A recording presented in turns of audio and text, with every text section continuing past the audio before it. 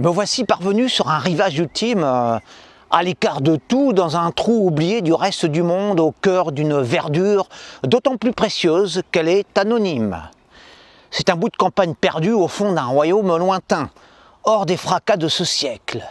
Un univers au charme révolu, aux images obsolètes, aux légèretés envolées, comme un vieux tableau à la peinture craquelée par le temps, aux couleurs endeuillées par la poussière, aux dorures effacées par l'usure, et qui continue pourtant de dégager de délicats parfums d'autrefois.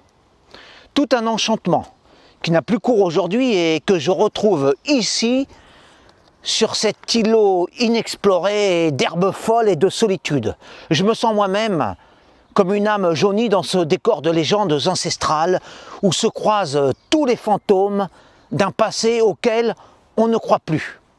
Je suis la dernière chandelle encore allumée de ces ruines dorées qui planent en ce lieu, le chantre de tous ces morts ainsi que de leurs œuvres ensevelies, qui vous laissent indifférents, vous qui n'avez pour racine que le sable de la stérile modernité.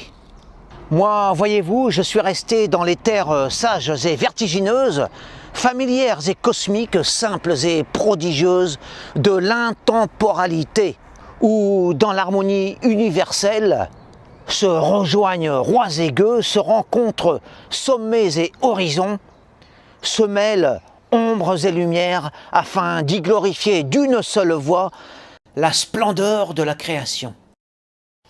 Alors c'était un texte que j'ai écrit ici même, qui m'a été inspiré par ce lieu suprême.